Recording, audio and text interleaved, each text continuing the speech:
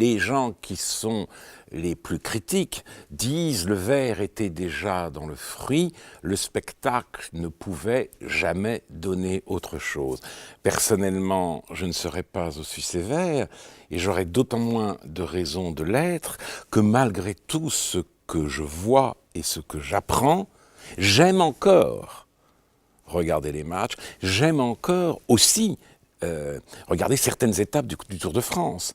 Les scandales à répétition ne m'ont pas découragé. Je suis désolé de voir l'argent, si vous voulez, corrompre le football, ou en tout cas porter atteinte à l'incertitude du sport en créant une inégalité infranchissable entre les clubs.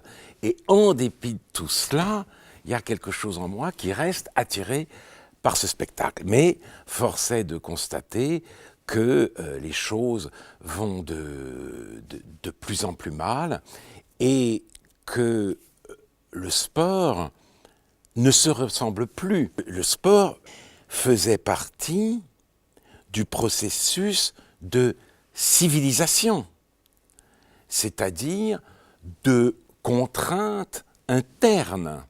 On se défoulait, mais à l'intérieur d'une règle extrêmement précise. Et on savait aussi conjuguer la rage de vaincre avec l'art de perdre. La qualité sportive par excellence, c'était le fair-play. Aujourd'hui, cela existe de manière furtive.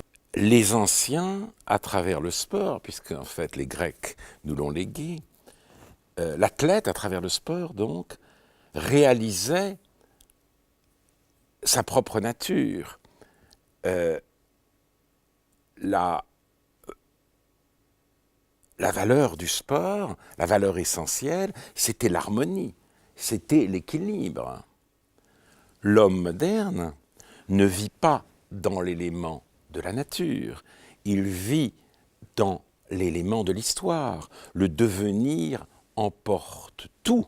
Donc, le culte de la beauté, de l'accomplissement, cède la place nécessairement au culte de la performance.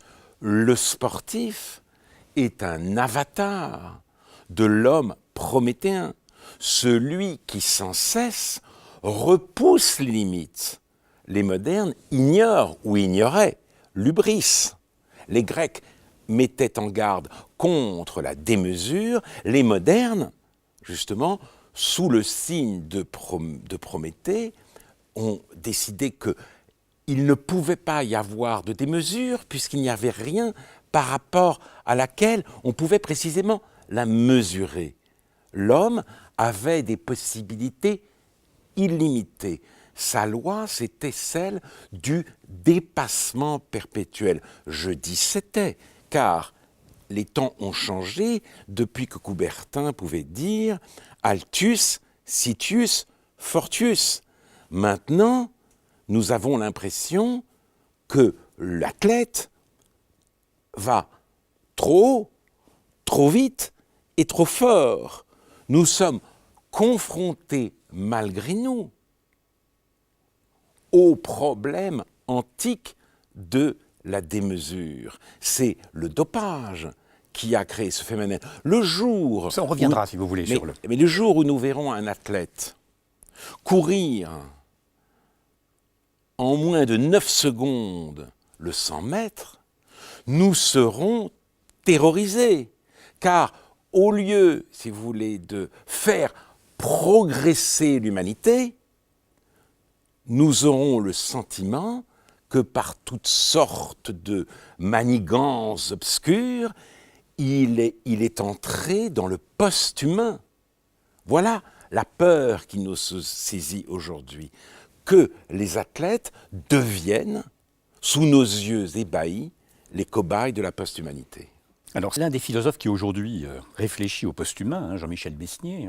Il dit la chose suivante: la modernité ne pouvait pas passer à côté du corps et du sport comme une des modalités de résistance à tout ce qui limite notre autonomie et notre liberté. Le corps nous résiste. Donc il y a une certaine manière, au fond, ici, par le secours et le recours à la machine, de dépasser la résistance du corps, d'aller au-delà presque du corps. Ben, bien sûr, mais le corps nous résiste. Est-ce qu'il nous résistera longtemps? Est-ce que, justement, si nous arrivons à fabriquer des corps, est-ce que cette espèce de décalage entre le corps humain faillible et la machine n'en viendra pas à être résorbé? Et ça, c'est le grand paradoxe de cette liberté humaine. On dit, voilà, l'homme n'a pas de nature, donc il peut se dépasser sans cesse.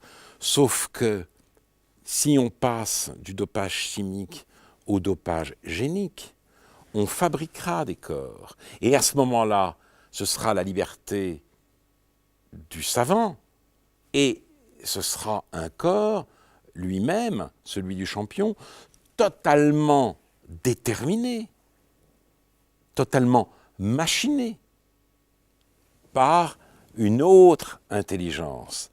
Et c'est évidemment de cela que nous ne voulons aujourd'hui à aucun prix. Il ne faut pas non plus opposer au sport une espèce d'irénisme.